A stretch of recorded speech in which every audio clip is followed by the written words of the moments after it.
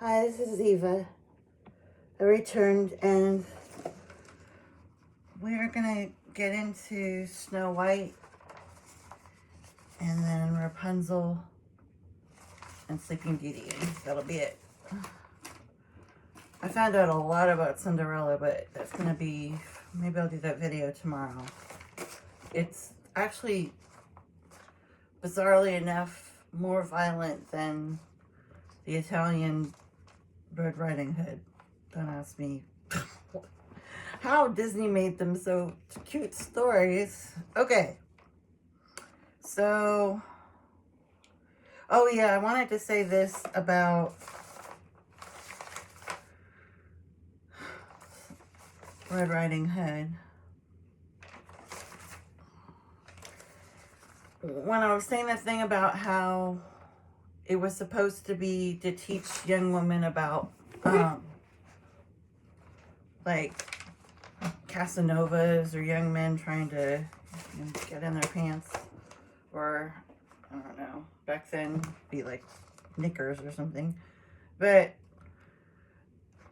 they also wanted to promote this idea, one, they're predators, two, consequences of disobedience. They wanted to caution young girls about and when they didn't listen to their parents. Like, I mean, like, the whole thing's like, don't talk to strangers, of course. But it was also, the whole thing with young girls back then, especially if you were, strangely enough, the richer you were, it's like, no, you didn't have to deal with, like, hunger and stuff, but, and hard labor, but it was brutal. Like, they would marry them off as young as, I don't know, 9 and stuff, to, like, older men. It's just bizarre. Like, I was reading a lot about it. It's super disturbing, but especially during that time period, if there were women who were of noble status, mothers, they would often, this sounds gross, but they would have arranged marriages with, you know, people, with older men in the high court to get a better position for their own status improvement. And then the other things that were going on during some of these time periods was, one, there was at some point a really big famine all over Europe. I'm not gonna say what it is without knowing, because I did know. No, I don't know. I don't think it was Black Death, but there was like a significant famine, and some of these stories, the reason they're so graphic with the cannibalism and stuff, is because people were starving actually during some of these time periods, and at one point they were actually, like, the older people in the village, they would kill them, and you know what, you know, it was bad. All right. They also called the wolf, in some of these stories of old, a gaffer wolf, which the meaning is it's cunning or two-faced. And then, like I said before, there was no savior, no huntsman or wood carver would come and save her. All the American versions, that's what happens. And we've all heard that wolf in sheep's clothing. Oh my goodness. Too late to be doing this. Okay.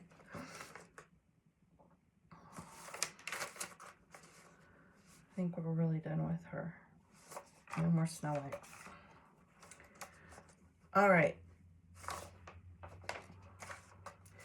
What was also going on during this time period, I mean, I'm saying this time period, some of this goes far, but think I'm mostly saying between 1500s and the 1700s, primarily.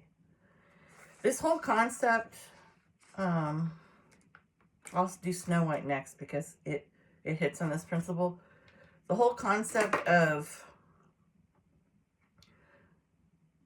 stepmothers being like in all these stories, like there's like 900 folklore tales that I think the Grimm brothers found to sort through that had like a mother figure that was either jealous of her daughter over status, looks, just all kinds of, like, I don't know, I mean, sort of a narcissistic mother type situation, only way back then. And the Grimm brothers, when they were actually changing these stories over, what can be seen in a lot of their original documents is they would cross out where it said Mom in German, and they would put whatever stepmom is in German. That the disturbing news was that a lot of these stories were actually about the birth mothers who were doing these like heinous acts to their children.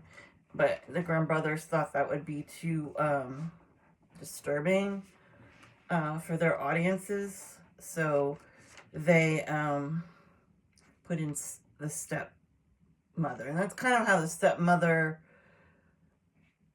was born, as this sort of villainous character, because like in Sleeping Beauty, Cinderella, Hansel and Gretel, let's see, what am I missing? Snow White, Cinderella, Hansel and Gretel. Well, anyway, at least those stories. Oh yeah, and Rapunzel's mother was deceased, but I don't think her dad remarried, but the mother's missing. Okay, and this actually goes back to something biblical, which is something to note. I didn't know this, but I guess Sarah and Abraham, if you remember, Sarah and Abraham were like in their 90s, and Sarah had been bearing Hagar, if I'm saying her name right, a young servant girl. I want to say she had a different origin. I feel like she had something to do with the Middle East or something. But anyway,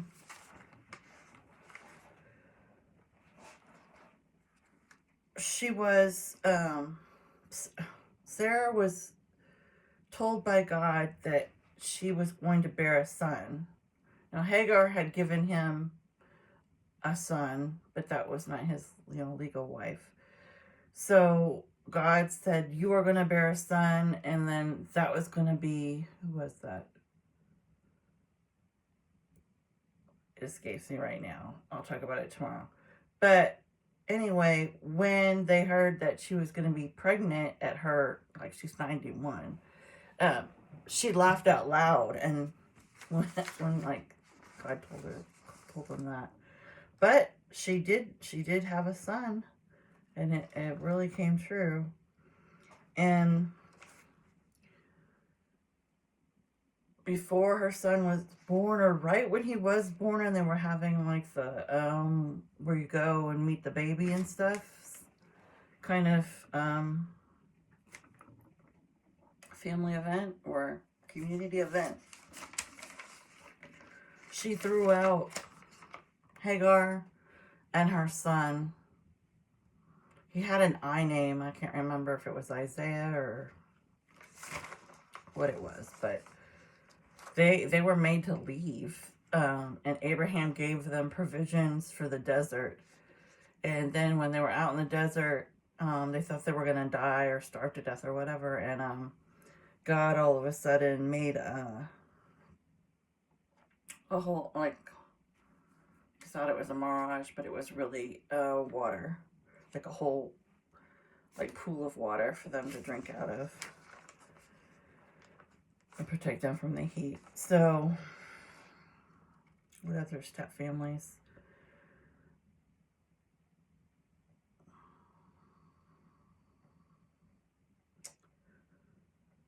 Well, I mean, Moses, of course, was taken in. I think the Pharaoh's daughter at that time was the one who the baby was taken to. Because Miriam's the sister is the one who put him in the water. All right, and then often during this, the 19th century, okay, so that's later, that's like the 1800s. I didn't think it went up this far, but during this period of time when there would be these remarriages, you got to remember, people didn't live that long. Like, a lot of people died because of, like, disease and, like, these other things, but, you know, like, lack of medicine, the environment being so harsh, and just all the different things they went through. And a lot of times people would only live to 40, or a lot of women would die in childbirth in their 20s or 30s. And that was really common. And a lot of times the men would then marry an even younger woman. And when they did that, if they had children with the first wife, a lot of times the stepmom would be closer in age to the prior children than to the man. So that caused jealousy and tension. And there's been a lot of research done about step families, and that's going to be another video. Okay, so the whole point of this is that there's a great deal of sort of maternal rage and resentment sort of projected onto the young girl children. And like in Cinderella, she was obviously trying to promote her own biological daughters over Cinderella. But yeah, I think I went over all that. A lot of times the mothers felt like they were competing with the daughters, especially of a prior marriage, for the attention of the husband, the man of the house. All right, so as far as the next story, okay, Snow White. Everybody kind of knows this story, that just the mother or stepmother went to, you know, she was very vain queen, and she went to a mirror and looked at it, and she would say, "Mirror, mirror on the wall, who's the fairest of them all?" And the mirror would reply, "Why, you are fair, my queen. However, Snow White is the prettiest one of all." And then it would say, she's a thousand times prettier than you. And so the queen got so upset when this happened, like, more than once, that she decided that Snow White needed to, and she was called Snow White because, you know, her skin was white as snow and she had, like, black hair. And she said to her, I guess he was a huntsman or a hunter that they had, who would, you know, get the meat for them. And she asked him to take his axe and take the girl and go into the forest. And then she wanted him to bring back the girl's liver and heart. And I believe I want to say she was, like, I don't know, like 10 or 11 or something. Like, she was young. At the most, she was 13, but I don't think so. Anyway, so he goes into the woods. She begs him for her life, of course, and then he takes mercy on her because she's just a young girl. And so he kills a wild boar instead, and he takes the heart and the liver back to the queen. And then this is the gross part. The queen actually cooks and boils those organs, and then she sits down and eats them as some sort of, I don't know, strange ritual. But she doesn't know. Of course, it's an animal. And much like Goldilocks went and found just a random cottage and just started eating and drinking what was on the table, the same thing happened with Snow White. She's walking around. Yeah, see, these notes say she was only 7 or 8, but I'll have to look that up. When she got to the house where the dwarves lived, no one was home, and she went in there, and they had a table set for 7, and she ate the leftovers in one of the bowls and drank from one of the cups. And then she fell asleep in one of their beds. When they all came back, they found her asleep in the bed. Now, from the research I did, during that time period, also, this is a horrible time to be a kid, I guess, they would send poor children into the mines because adults couldn't fit in there. The hole was too small for them to crawl in there, and the adults couldn't stay. They would have not been able to even get in there. And so they had a lot of poor children go in there and do the job that adults should be doing.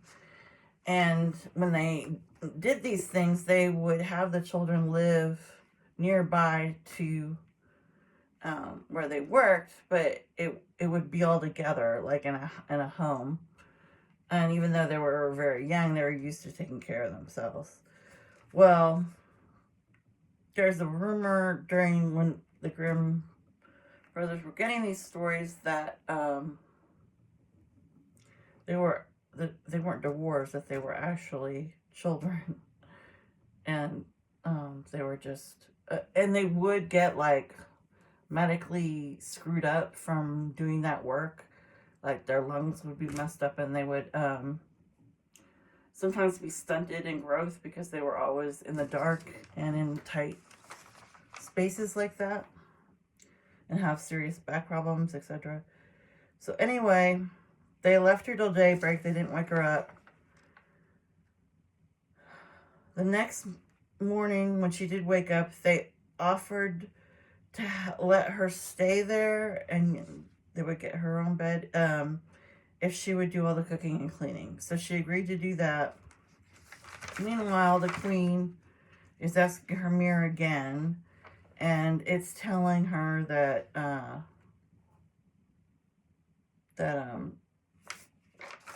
Snow White is still alive and she's living, and like the mirror, I guess the mirror had GPS. It tells her where the cottage is, and so she dresses up, or she does some. Actually, when she dresses up, I think she does like some kind of